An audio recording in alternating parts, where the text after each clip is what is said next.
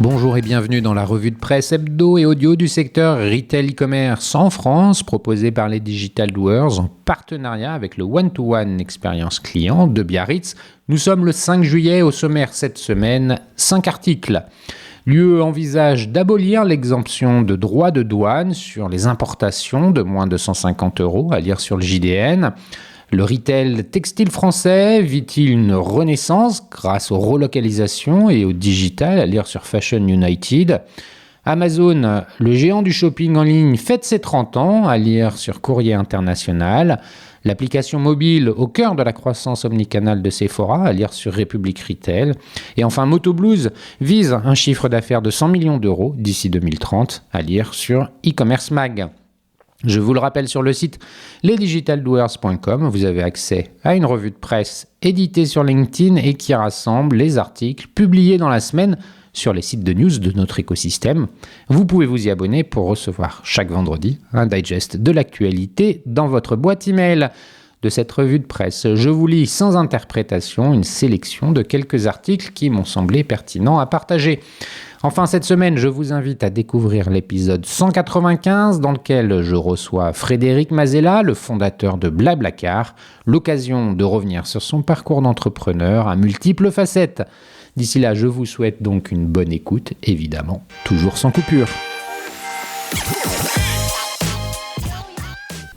L'UE envisage d'abolir l'exemption des droits de douane sur les importations de moins de 150 €, à lire sur le JDN en date du 3 juillet. La Commission européenne, qui souhaite réguler l'afflux de colis non européens et rééquilibrer la concurrence, pourrait proposer cette réforme ce mois de juillet. L'Europe se prépare à une transformation majeure de ses règles douanières, une décision qui pourrait bouleverser les plateformes de commerce en ligne, particulièrement celles venues de Chine. Alors que Bruxelles cherche à rééquilibrer la concurrence et à renforcer les contrôles, les consommateurs et les entreprises se demandent ce que cette nouvelle ère du e-commerce leur réserve. Contexte et motivation de la réforme. Depuis plusieurs années, l'Union européenne est submergée de colis provenant de pays hors EU, surtout de Chine. En 2023, plus de 2 milliards de colis d'une valeur déclarée inférieure à 150 € ont été envoyés en Europe. Ces volumes massifs surchargent les douanes européennes. La Commission européenne, cherchant à réguler ce flux et à assurer une concurrence équitable, envisage de supprimer l'exemption actuelle de droits de douane pour les articles de moins de 150 €, selon le Financial Times, relayé par Reuters. Cette réforme serait discutée depuis mai 2023 et vise à renforcer les contrôles douaniers tout en générant des revenus supplémentaires pour l'UE. Elle pourrait être mise sur le tapis dès ce mois de juillet. Impact sur les plateformes de commerce en ligne. Les plateformes chinoises comme Temu, Shein et AliExpress, qui ont profité de cette exemption pour offrir des produits à bas prix, seront particulièrement touchées par cette réforme. Ces entreprises ont basé une grande partie de leur modèle économique sur cette exonération, leur permettant de proposer des prix très compétitifs. La suppression de cette exemption pourrait donc entraîner une hausse des prix pour les consommateurs européens et forcer ces entreprises à réévaluer leur stratégie commerciale. Actions et perspectives futures. Cette proposition de réforme a suscité des réactions diverses. Certains critiquent les plateformes chinoises pour utiliser ces exemptions fiscales afin de contourner les inspections douanières et réduire leurs coûts. Aux États-Unis, des critiques similaires ont été exprimées, accusant Chine et Temu d'échapper aux régulations. D'autres soutiennent également que la suppression de l'exemption est nécessaire pour créer un environnement commercial plus équitable en Europe, favorisant les détaillants locaux qui payent des taxes douanières. Pour les consommateurs, cette réforme pourrait signifier une augmentation des prix et un changement dans les habitudes d'achat, potentiellement en faveur des produits locaux ou des alternatives européennes. Dans tous les cas, si cette réforme venait à son terme, cela marquerait un tournant dans la régulation du commerce électronique en Europe, avec des implications importantes pour les plateformes de vente en ligne et les consommateurs.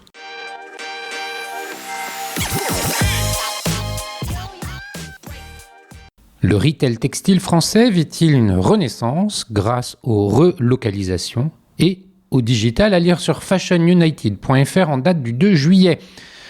Quelles industries, à l'exception peut-être de celles qui émergent, apportent uniquement de bonnes nouvelles? Autrefois prospère, le secteur du retail dans l'industrie textile et de l'habillement en France est aujourd'hui confronté à une multitude de défis. La concurrence des pays à bas coût, l'essor du commerce en ligne et les changements dans les habitudes de consommation. En outre, loin d'être considéré comme bénéfique pour revitaliser l'industrie, l'Europe et ses régulations sont largement fustigées dans les médias. Pourtant, il se pourrait bien qu'elles permettent au retail textile français de retrouver la position qu'il avait précédemment cédée à d'autres concurrents. Fashion United fait le point. L'industrie textile en France entre déclin et surconsommation. Que disent les chiffres? Chaque année, plus de 100 milliards de vêtements sont vendus dans le monde. Selon l'Agence de l'environnement et de la maîtrise de l'énergie, l'ADEME, en France, le marché du vêtement a connu une croissance notable au cours de la dernière décennie, avec une augmentation d'1 milliard de vêtements vendus annuellement, atteignant 3,3 milliards de pièces, soit plus de 48 articles par habitant, selon l'organisme Refashion. Cependant, cette hausse des vêtements n'a pas conduit à une augmentation des embauches dans l'industrie textile et de l'habillement en France. Au contraire, le nombre d'employés dans ce secteur continue de diminuer. En 2021, environ 132 000 salariés travaillaient dans l'industrie textile française, un chiffre en constante baisse, principalement en raison de la délocalisation de la production vers des pays à moindre coût de main-d'œuvre, indique Le Monde. Un fait qui s'observe notamment à travers la fermeture massive de magasins. En 2022, près de 150 enseignes ont cessé leur activité. En 2023, l'Alliance du commerce a recensé la disparition de plus de 4000 emplois dans le commerce de l'habillement et de la chaussure, portant le total à 37 000 suppressions d'emplois en 10 ans. Cette hémorragie s'est accélérée au cours des 2 dernières années. En 2023, 1130 distributeurs de mode se sont placés sous la protection d'une procédure collective, soit une augmentation de 51% par rapport à 2022, selon les données du cabinet Altares. Le marché de l'emploi dans le retail textile français est à des lieux. Regardons plus en détail ce qu'il se passe sur le marché de l'emploi. L'industrie textile en France, marquée par l'ère de la fast fashion et du e-commerce, connaît des bouleversements majeurs en termes de profil de candidats et de conditions de travail, entraînant un turnover important. Depuis le début de l'année, les recrutements retail, mode et luxe ont augmenté, surtout pour les postes de front office, révèlent les résultats de l'étude de rémunération 2024 de ACE France. Le turnover est particulièrement élevé pour les postes de conseiller de vente et de department manager. En back-office, les postes de stockiste et caissier sont également très demandés. Cependant, les postes de directeur de boutique, moins sujets au turnover, voient une augmentation des demandes pour des postes intermédiaires tels que responsable adjoint ou team leader. Les magasins offrant les rémunérations les plus attractives constatent un turnover inférieur à la moyenne. En retail, le turnover atteint 60%, bien au-dessus de la moyenne de 15%, tous secteurs confondus, selon la direction de l'animation et de la recherche, des études et statistiques, la DARES. Les collaborateurs, bien que représentant un coût significatif pour l'entreprise, n'en demeurent pas moins essentiels à la qualité de la relation client et à la fidélisation, faisant d'un turnover réduit un avantage concurrentiel crucial. La production et la vente de vêtements en France.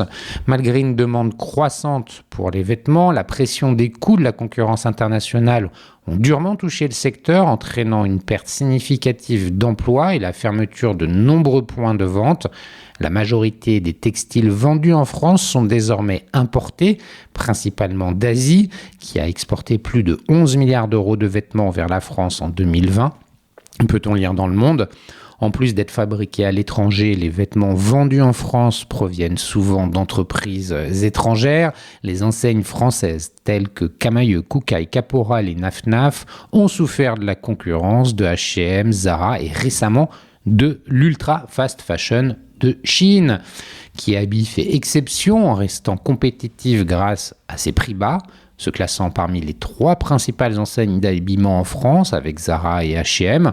En 2021, Kiabi était la marque de vêtements la plus populaire en France, indique Le Monde, avec plus de 4,5 millions de clientes et se classait 3e chez les hommes, derrière Célio et Jules. Le marché français a également perdu du terrain dans la vente en ligne. Selon l'étude annuelle « Quelles sont les enseignes préférées des Français en 2024 ?» réalisée par EY, Parthénon, la plateforme de seconde main lituanienne Vinted, est désormais la préférée des Français pour la mode adulte, suivie par l'allemande Zalando. Chaîne d'approvisionnement plus résiliente, moteur de la relocalisation industrielle.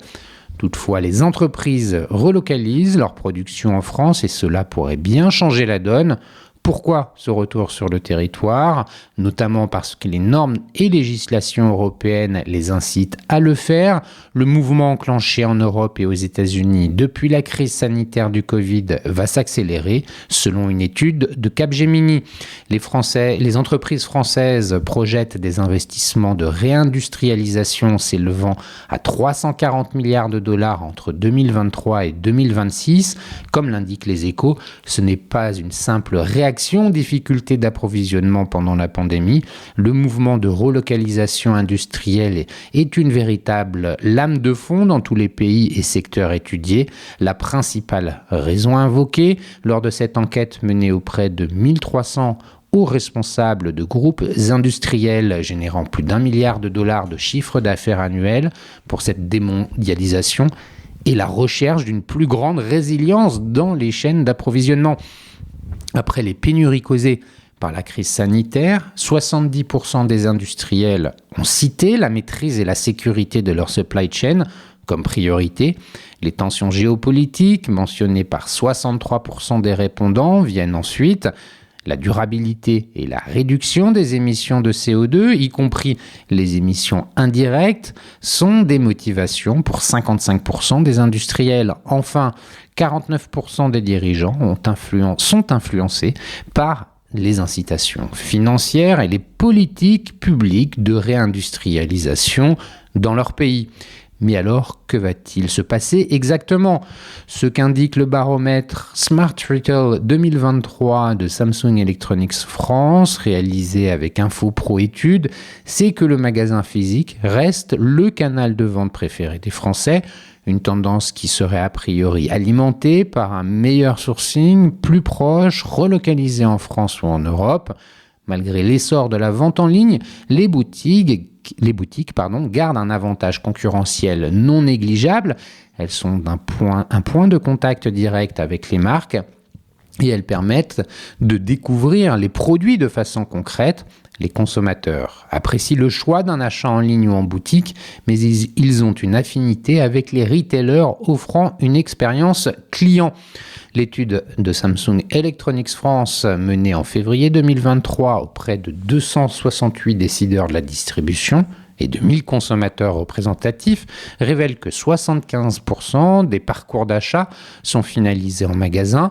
Ce chiffre, stable dans le temps, moins de 2%, même pendant la période de Covid, contredit l'idée reçue selon laquelle les Français préfèrent faire du repérage en magasin avant d'acheter en ligne, une pratique marginale, moins de 4% des cas.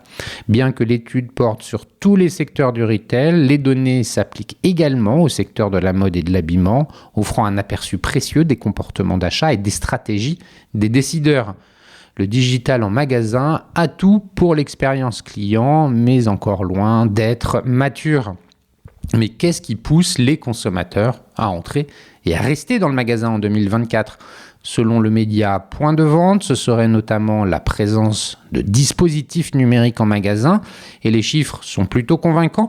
Les dispositifs numériques attirent plus d'un tiers des consommateurs et 53% d'entre eux les trouvent pertinents pour gagner du temps. Cependant, comme le souligne Jérémy Tagon, directeur de l'activité Consumer Electronics B2B chez Samsung Electronics France, le digital doit enrichir l'expérience client sans sans remplacer l'interaction humaine. En effet, plus de la moitié des Français hésitent à fréquenter un magasin autonome et seulement 34% se disent prêts à tenter l'expérience. Les professionnels constatent bel et bien des bénéfices significatifs du digital sur l'expérience client, notamment une amélioration de la fidélisation, de l'image de marque et de l'efficacité des promotions. Malgré une conviction à 89% quant au rôle crucial du digital dans leur développement, seuls 27% des distributeurs estiment leur maturité digitale satisfaisante, en baisse de 9 points par rapport à 2021. Le coût financier demeure le principal obstacle à une digitalisation rapide, mais la demande pour un parcours client numérisé se renforce avec l'évolution des attentes des consommateurs. Ainsi, le secteur du retail textile en France, autrefois prospère mais désormais fragilisé par la concurrence internationale et l'essor du commerce en ligne, pourrait connaître une renaissance grâce aux efforts de relocalisation et à l'intégration du digital. Les entreprises françaises investissent massivement pour renforcer la résilience de leur chaîne d'approvisionnement et répondre aux nouvelles attentes des consommateurs. Bien que la maturité digitale soit encore difficile à atteindre, notamment en raison des contraintes financières, les bénéfices observés laissent entrevoir un avenir où le retail physique et numérique cohabiteront pour offrir une expérience client enrichie. La demande croissante pour un parcours client numérisé offrant des perspectives prometteuses pour l'avenir du retail textile en France.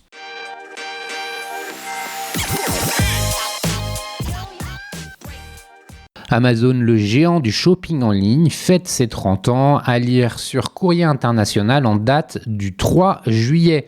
Né le 5 juillet 1994, dans un garage de Bellevue dans l'État de Washington, l'entreprise, fondée par Jeff Bezos, a réalisé en 2023 un chiffre d'affaires de 575 milliards de dollars et vient de dépasser les 2000 milliards de dollars de valorisation boursière. La presse internationale rappelle qu'Amazon est longtemps resté notoirement non rentable. Quand Jeff Bezos publie sur Usenet, l'ancêtre des forums en ligne, la première offre d'emploi de sa start-up en août 1994, il a lui-même tout juste 30 ans. Il s'agit de recruter des développeurs informatiques ayant de l'expérience dans la conception de systèmes vastes et complexes et capables de les mettre au point dans un délai 3 fois plus court que ce que les professionnels les plus compétents estiment possible. L'entreprise ne s'appelle pas encore Amazon, mais Cadabra, abréviation d'Abracadabra, rappelle The Economist. Ambition affichée, figurer parmi les pionniers du commerce sur Internet. Depuis, Amazon a bel et bien changé le monde du shopping en ligne, constate le magazine britannique. En 2024, Amazon vendra pour 554 milliards de dollars de marchandises aux États-Unis, selon l'estimation de la banque JP Morgan Chase, ce qui représentera 42% des ventes en ligne réalisées dans le pays. Walmart, le champion mondial du commerce en ligne, se classe très loin derrière avec 6% des ventes sur Internet. Retracer l'épopée d'Amazon, s'est déroulé le conte de fées du commerce électronique selon la BBC qui retranscrit un entretien daté de l'année 2000 avec Jeff Bezos, devenu depuis l'homme le plus riche du monde. En l'an 2000, déjà 20 millions de clients. 5 ans après le lancement de son site, Amazon était devenue la première plateforme mondiale de vente en ligne grâce à l'élargissement de son offre initiale, les livres, à d'autres produits, l'électronique, les jouets, l'électroménager. En 2000, Amazon avait déjà 20 millions de clients, mais perdait de l'argent, ce qui demandait une réelle compétence, notait alors avec malice le présentateur Jeremy Vine. L'année précédente, la société avait généré 1,6 milliard de dollars de chiffre d'affaires, mais elle enregistrait quelques 720 millions de dollars de pertes nettes. Quant au cours de l'action, il passait de 113 dollars l'unité en décembre 1999 à 52 dollars en juin 2000. Nous sommes notoirement non rentables, déclarait Jeff Bezos à l'époque. Depuis, le fondateur d'Amazon a orchestré une diversification tous azimuts. Il a inventé le Kindle, une liseuse électronique, a lancé Alexa, une enceinte connectée. Il a créé Zoox, une filiale qui conçoit des voitures autonomes, et Kuiper, qui développe une flotte de satellites. Il a également lancé Prime Video, devenu le 4e service de streaming le plus regardé aux États-Unis. Il a surtout développé Amazon Web Services, AWS, la filiale spécialisée dans l'informatique dématérialisée, le cloud, qui réussit à capter 31% de ce marché de quelques 300 milliards de dollars. Quant à la plateforme d'e-commerce du géant, elle se porte bien, même si elle a récemment connu quelques déboires à l'international, note le Financial Times. Sur certains marchés étrangers, comme l'Allemagne et le Royaume-Uni, il a fallu réorganiser de fond en comble le réseau des entrepôts et des circuits de livraison. Le segment international du groupe a enregistré une perte d'exploitation de 2,7 milliards de dollars l'année dernière, mais un bon début d'année 2024 a permis à l'entreprise de dégager des bénéfices au premier trimestre, rapporte le quotidien économique britannique.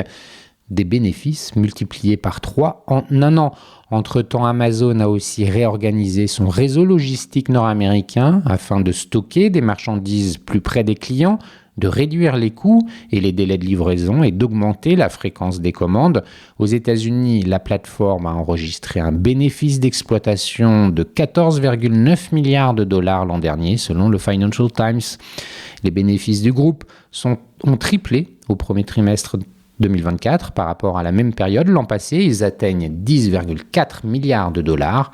Le chiffre d'affaires global a quant à lui grimpé de 13% sur un an à 143,4 milliards, précise The Economist.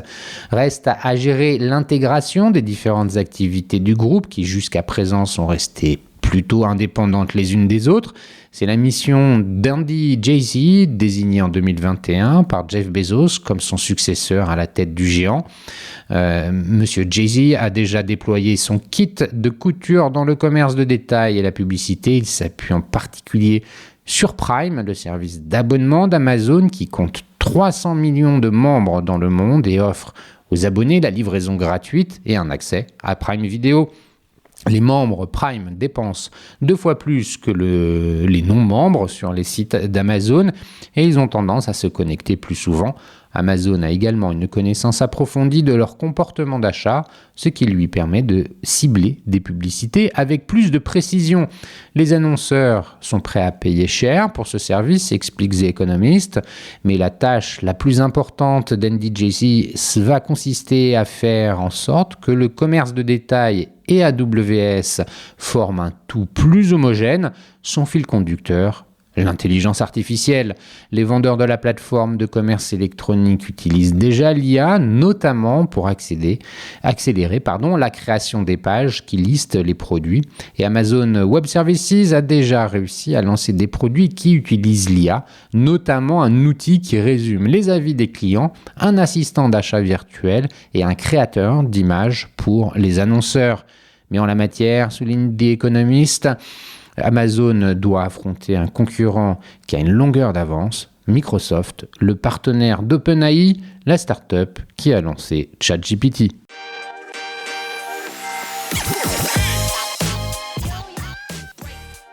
L'application mobile au cœur de la croissance omnicanale de Sephora, à lire sur republicretail.fr en date du 2 juillet.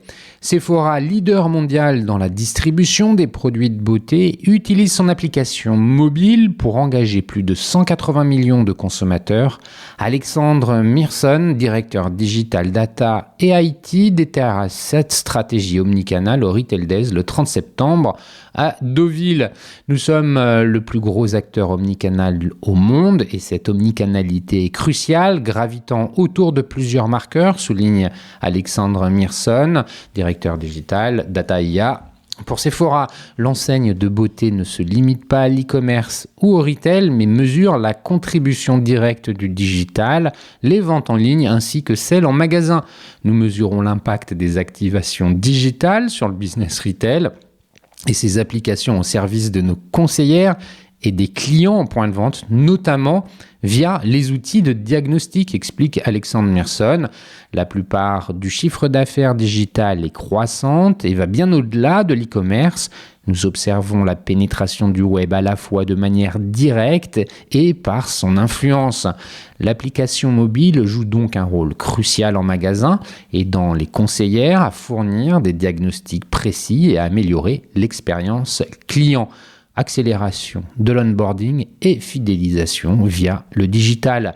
L'un des axes fondamentaux de croissance pour Sephora est l'augmentation du nombre de clients omnicanaux, l'onboarding de nouveaux clients qui achètent en ligne et s'inscrivent dans le programme de fidélité fondamentale, affirme le CDO. L'application mobile facilite cet onboarding en intégrant rapidement des nouveaux clients au programme de fidélité.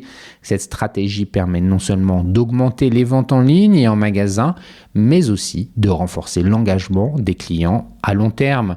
Les clients peuvent y découvrir de nouveaux produits, visionner des contenus exclusifs et participer à des événements, créant ainsi une relation durable avec la marque. Au-delà du taux de conversion, une vision centrée sur le client.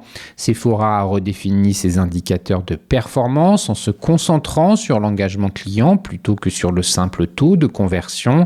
Ce n'est pas un indicateur, c'est un résultat. Ce n'est que le fruit de diverses activations, tranche le directeur, Digital Data et IT. L'application mobile devient un outil puissant pour développer des relations avec les clients en analysant leur comportement, les contenus consultés, les produits découverts. L'application mobile permet d'apporter une valeur ajoutée à chaque interaction en proposant des recommandations personnalisées et en répondant aux besoins spécifiques des consommateurs, détaille-t-il. Cette approche centrée sur le client se traduit par une augmentation de la valeur client à long terme. Une application mobile au service de la personnalisation. Grâce à une nouvelle architecture technologique, Sephora a développé depuis janvier dernier une application mobile unifiée déployée en France et dans toute l'Europe continentale en seulement 3 mois contre 18 mois auparavant.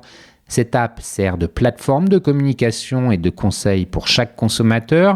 Nous avons développé cette app comme une plateforme de communication avec nos clients. Elle a pour vocation de devenir le beauty builder, le conseiller beauté de chaque client, explique Alexandre Myrson. Cette application offre des fonctionnalités avancées telles que le mode Store qui permet de localiser les produits en magasin et de consulter l'assortiment disponible. Les outils de diagnostic seront intégrés pour recommander des produits personnalisés en fonction des besoins spécifiques des clients, renforçant ainsi l'expérience omnicanale. Le but de cette app, c'est qu'elle soit connectée demain à tous nos services en magasin, fragrance discovery, air diagnostic, diagnostic de peau, de fond de teint, etc. L'intelligence artificielle au cœur de l'expérience Sephora. L'intelligence artificielle joue aussi un rôle central dans l'optimisation des opérations chez Sephora. Très concrètement, nous utilisons l'IA pour les prévisions et leurs analyses, l'anticipation de la supply chain, les problématiques de disponibilité en magasin, mais aussi la personnalisation sur le site, sur l'app, en magasin. Ces outils permettent de répondre à des questions basiques, précise Alexandre Myrson.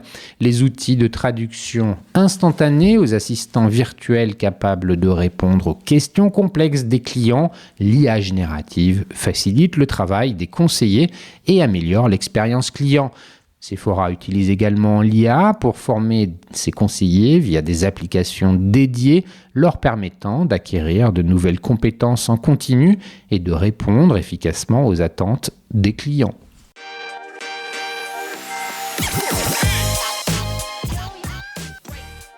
Motoblues vise un chiffre d'affaires de 100 millions d'euros d'ici 2030, à lire sur e-commercemag.fr en date du 28 juin. Jérôme Dallidet est l'heureux CEO depuis 4 ans de Motoblues, l'un des principaux acteurs sur le marché français de la distribution en ligne d'équipements pour la moto et les motards. L'entreprise, dont l'actionnaire majoritaire est le fonds Ares Management depuis l'été 2023, ambitionne de devenir le leader de son secteur en Europe. À l'heure actuelle, elle réalise 90% de son activité online, dont 14% à l'international, en Espagne et en Belgique francophone. Motoblues, dont le berceau est à Carvin, dans le Nord-Pas-de-Calais, vise d'ici 2030 un chiffre d'affaires de 100 millions d'euros contre 70 millions actuellement. Jérôme Dallidet revient en détail sur l'histoire du distributeur et sur la feuille de route en cours de déploiement. Pouvez-vous nous rappeler brièvement l'épopée de Motoblues ? Motoblues va fêter ses 20 ans en fin d'année. Aujourd'hui, l'entreprise est détenue par les fonds Ares Management, qui en est l'actionnaire majoritaire. Motoblues s'est construite sur le web. Elle y réalise 90% de son activité online et 14% à l'international, donc en Espagne et en Belgique. Nous avons pour objectif de passer de 70 à 100 millions d'euros de chiffre d'affaires en 2030. Pendant la crise sanitaire, nous avons gagné environ 20% de croissance au niveau du chiffre d'affaires. Nous employons 145 personnes, dont 5 en Espagne, où nous avons un bureau. La force de vente en magasin réunit environ 25 personnes. Nous avons 2 magasins, un de 2000 m² à 15 km de notre paddock historique de Carvin, dans le Pas-de-Calais, et une autre surface de vente de 200 m² collée à nos entrepôts. Elle permet à nos clients d'avoir accès aux 30 000 références en stock. Nous vendons tous les produits d'équipement de la moto et du motard, du casque jusqu'à la béquille en passant par les batteries, les blousons, les gants, les transmissions, les pièces et accessoires. Quelques signes distinctifs. Nous avons une équipe dédiée aux produits de marque propre composée de 4 designers et d'un sourceur. Ces produits de marque propre sont positionnés, ont un positionnement prix qui est globalement 20 à 30% inférieur aux produits premium de référence. Notre stratégie est de nous orienter sur la fonctionnalité client, donc tous nos produits sont testés par des motards, notamment par des collaborateurs, parmi lesquels nous comptons beaucoup d'adeptes de la moto. Nous réalisons environ 16% de notre chiffre d'affaires avec ces produits de marque propre, avec de grandes différences suivant les catégories de produits. Nous cherchons à adresser des publics qui ne sont pas forcément bien servis par l'offre existante. Je pense notamment aux femmes motardes, mais aussi aux enfants. Nous avons par exemple développé une combinaison de racing pour faire de la moto sur piste spécifiquement pour la femme et pour l'enfant. Chez Motoblues, tous les métiers sont intégrés jusqu'à celui de la relation client. Entre 30 et 40% des appels que ce dernier reçoit concernent de l'avant-vente. Sur une base hebdomadaire, nous suivons notre NPS qui est compris entre 72 et 76. Et depuis 18 mois, nous qualifions nos appels, nos courriels et échanges dans les chats pour que nos équipes internes puissent agir en amélioration continue. Quels sont vos axes de développement ? La mission qui nous a été confiée par nos actionnaires est très claire, devenir la marque préférée des motards et des motards. Ce qui nous importe dans ce métier, c'est d'aller chercher la valeur client et de l'amener à acheter chez nous et à le fidéliser bien évidemment. Pour cela, soit vous faites du prix, et nous avons en face de nous des plateformes chinoises qui sont très bonnes là-dessus, soit vous travaillez la différenciation. Et notre stratégie de croissance et de développement s'articule autour de 5 axes. D'abord, le parcours et la satisfaction client tel que je viens de l'exposer, mais aussi l'humain, avant le développement de cursus et programmes de formation interne, mais aussi de parcours zigzag. Nous avons une collaboratrice qui travaillait dans la logistique et qui maintenant est passée d'employé à agent de maîtrise. Elle s'occupe désormais de la gestion qualité et des marques dans l'entreprise. Nous avons un employé qui est administrateur réseau, mais aussi agriculteur à mi-temps. Un chef de projet UX chez nous est aussi entrepreneur. Nous cultivons donc la souplesse des parcours pour une agilité maximale. De même, nous proposons des contrats de travail avec 5 jours par semaine en home office, mais c'est à chaque patron de service de déterminer les règles du jeu dans son département. Nous allons accélérer à l'international. Nous avons réouvert un site spécifique en Italie il y a 8 mois maintenant, et en juillet, nous allons nous lancer au Benelux. Enfin, côté commerce, nous avons ouvert un magasin de 555 mètres carrés à Tours avec un partenaire qui est un ex-franchisé d'Afi. Le parcours est totalement omnicanal. Le magasin est équipé d'étiquettes électroniques, ce qui nous permet d'avoir un affichage identique pour une expérience client digitale optimale. D'ici 2030, nous avons prévu de créer entre 50 et 100 points de contact physiques sur les surfaces de vente de 500 à 900 mètres carrés axés sur la moto ou l'auto et en phase avec nos valeurs d'entreprise, passion, fun, compétition. Nous y vendrons toute la gamme Moto Blues. Comment allez-vous assurer cette montée en puissance côté référence? Actuellement, nous avons 130 000 références, dont 30 000 en stock, et nous voulons doubler le nombre de références proposées d'ici 2 ans. Pour cela, nous avons investi 1,2 million dans notre logistique il y a 2 ans pour diminuer la pénibilité du travail et permettre à l'entreprise de passer de 3 000 à 11 000 commandes par jour potentiellement. Nous sommes totalement connectés au stock de nos fournisseurs. Cela veut dire que nous avons 30 000 références en stock. Nous pouvons en proposer au global plus de 100 000 de plus, l'objectif étant d'arriver à 250 000 d'ici 2 ans sur l'ensemble de la gamme. Quels sont vos concurrents sur le marché de l'équipement de la moto? Nous avons 3 niveaux de concurrence. Le numéro 1 dans le monde du magasin de la franchise s'appelle Daffy. Ensuite, nous avons des rivaux qui sont présents sur des verticales, des spécialistes dans un domaine particulier des pièces et des accessoires. Il y a aussi la concurrence européenne avec de gros acteurs en Allemagne, en Europe du Sud et du Nord, comme FC Moto ou Louis Moto. Il y a aussi ce que j'appelle les concurrents de demain, c'est-à-dire toutes les plateformes asiatiques ou autres qui peuvent arriver sur ces marchés avec une grande puissance de frappe, même si ce n'est pas leur spécialité, comme Temu et AliExpress par exemple.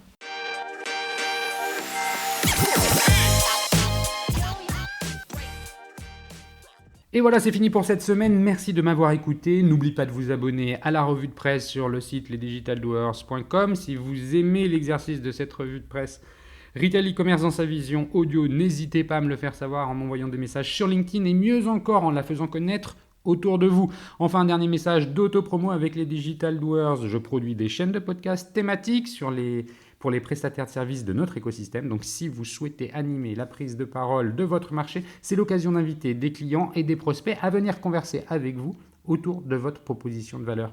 Vous êtes intéressé, alors contactez-moi. D'ici là, portez-vous bien et à la semaine prochaine.